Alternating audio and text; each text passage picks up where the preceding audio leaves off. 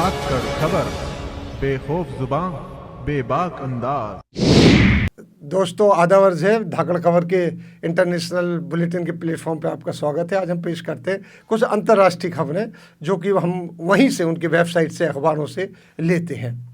आज सबसे पहले हम शुरू करते हैं बीबीसी से। बीबीसी का ने पहली खबर अपनी जो बनाई थी, जो 850 साल पुराना चर्च है जिसमें आग लगी थी। नेस्टरडोम चर्च है, बहुत पुराना, 850 साल पुराना। उसमें बहुत नायाब चीज़ें थी, उसमें आग लगी थी, जिसमें अधिकतर को तो बचा लिया गया है। लेकिन जो सबसे कीमती चीज़ बचाई गई है वो आपको सुन के ताज्जुब भी होगा और बड़ी खुशी भी होगी। वो चीज़ थी जब हज़रत ईसा को सूली पर लटकाया गया था, तो यहूदियों ने उनके सर पे एक ताज, कांटों का ताज रखा था।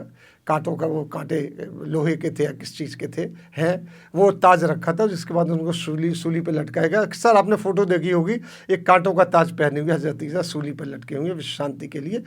तो वो ताज उस चर्च में था और सब लोगों को डर था कहीं वो ना जल जाए, क्योंकि वो तो 2000-3000 नहीं, हज़ारों साल पुराना है, हज़रत ईसा के ज़माने से है वो उनके पास।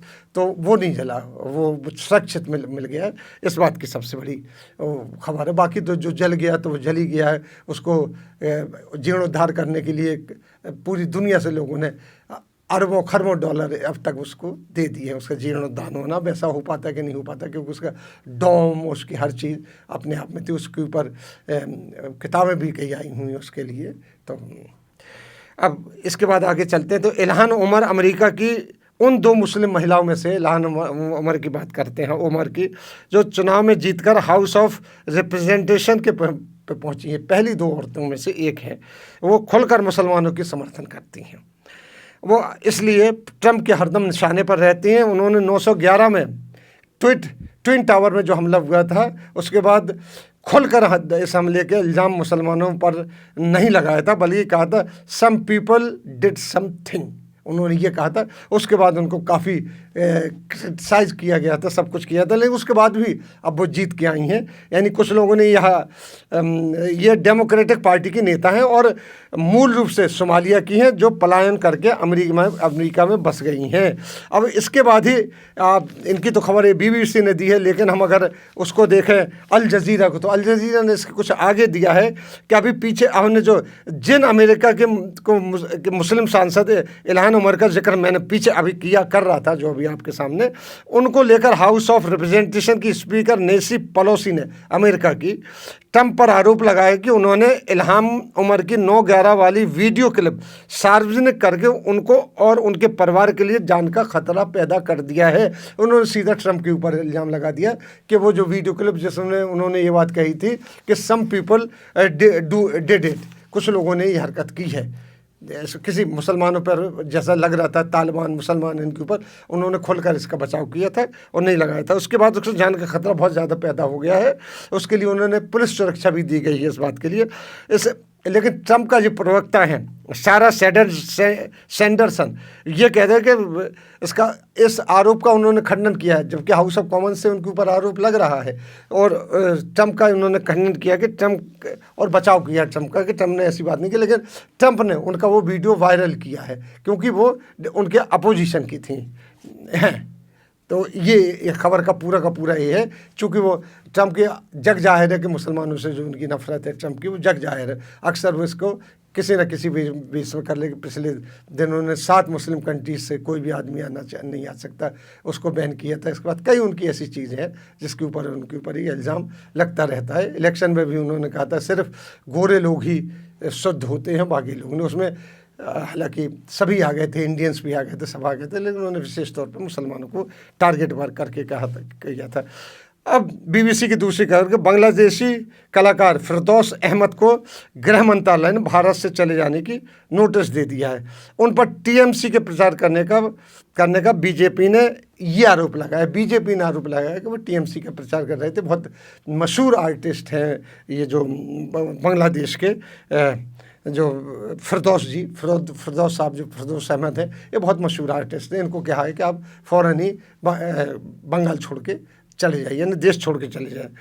अब अल जजीरा की तरफ बढ़ते हैं। अल जजीरा ने अरब की औरतों में अब ज़्यादा बच्चे पैदा करने का विश्वास नहीं रखती हैं। वो अरब की औरतों ने जो फर्टिलिटी थी उस पर ज़्यादा नहीं करते। 1975 1980 का दौर ये था कि अरब में एक औरत के 7 और 10 बच्चे तक होते थे।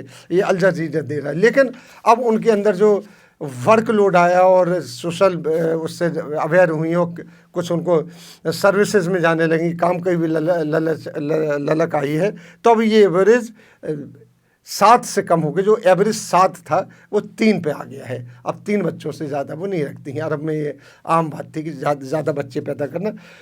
बस 3 अरब ऐसे देश हैं जिसमें यमन, मिस्र और जॉर्डन है, यहाँ अब भी 3 से ऊपर बच्चे औरतें पैदा करती हैं। लेकिन जो सऊदी अरब वगैरह है इसमें ये बात होगी कि औरतें बच्चे ज़्यादा पैदा नहीं करने में उत्सुक नहीं रहती हैं। इसके बाद है मौसम का बदलाव।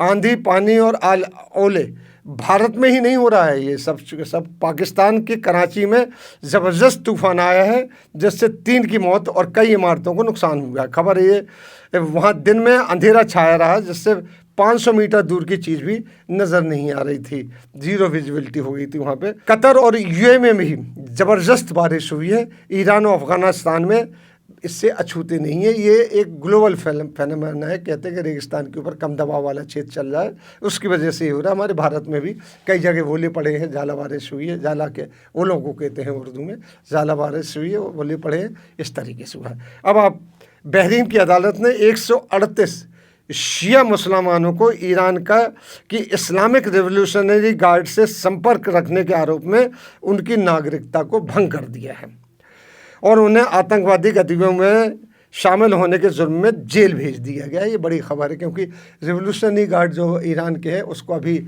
अमेरिका ने आतंकवादी संगठन घोषित किया था। उसके बाद बहरीन ने अपने आप के 138 शिया मुसलमानों को उनसे संपर्क रखने के एवज में उनको आतंकवादी घोषित करके जेलों में डाल दिया। गल्फ न्यूज़, पेरिस में 850 साल पुराने नोटर-डेम चर्च में आग लगी। नोटर-डेम चर्च उसका नाम है, जिसकी खबर हम दे चुके हैं अभी पीछे। वहीं मुसलमानों का उसी समय मुसलमानों की पवित्र धार्मिक स्थल है जिसे किबला अव्वल भी कहा जाता है, अल अक्सा मस्जिद के अल मरावी में उनका एक कमरा अल मरावी था जहाँ नमाज़ पढ़ते हैं, में भी आग भड़क उठी जिसमें 2000 साल पुराने इस नमाज अदा करने के स्थान को नुकसान पहुंचा है। क्योंकि ये जो अल अक्सा मस्जिद है हज़ारों साल पुरानी है।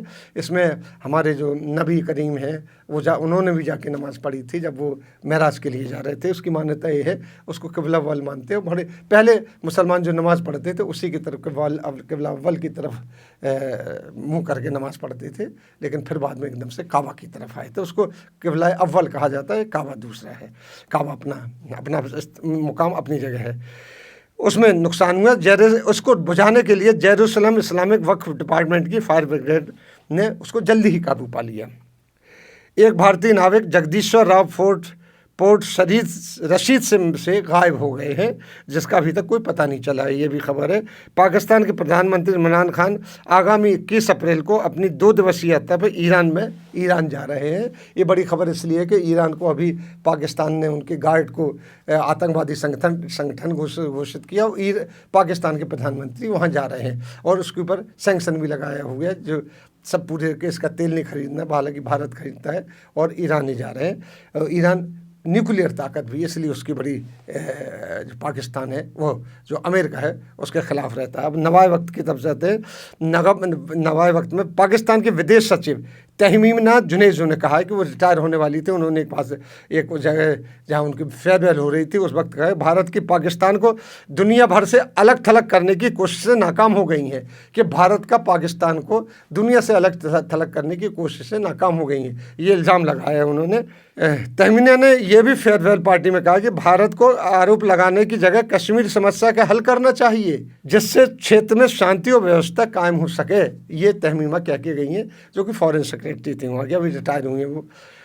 डॉन की तरफ बढ़ते हैं। पाकिस्तान के अखबारों में सुप्रीम कोर्ट में दायर याचिका जिसमें मुस्लिम औरतों को मस्जिद जाने की इजाज़त होनी चाहिए, यानी यही छाई रही। जब हिंदुस्तान में एक याचिका दायर हुई है कि मुसलमान औरतों को मस्जिद में जाने की परमिशन दी जानी चाहिए, सुप्रीम कोर्ट ने वो मंजूर कर ली है और उसके बारे में वो तमाम अखबारों में फ्रंट पेज पे उन्होंने ये खबर दी थी और उन्होंने उसमें लिखा कि चुनावी स्टंट है और वोटों का ध्रुवीकरण करने का की एक चाल बताई है उन लोगों ने, पाकिस्तानी अखबारों ने।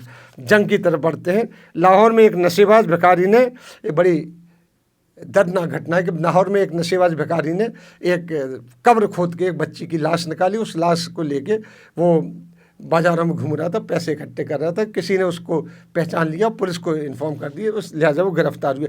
नशे की लत ये होती है। कितना अमानवीय कृत्य है कि एक बच्ची जो दफन की हुई थी उसकी लाश निकाल के उसको आगे अपने उठा के और ज़मीन पे लिटा के डिफरेंट तरीके। आप यहाँ भी ऐसे देखते हैं। तो उस भीख मांग रहा था, उस भीख को वो नशे में इस्तेमाल करता है। इसी के साथ ही हम ख़त्म करते हैं आज का अपना इंटरनेशनल बुलेटिन। फिर कल मुलाकात होगी आपसे, तब तक के लिए दीजिए हमें इजाज़त। शुक्रिया।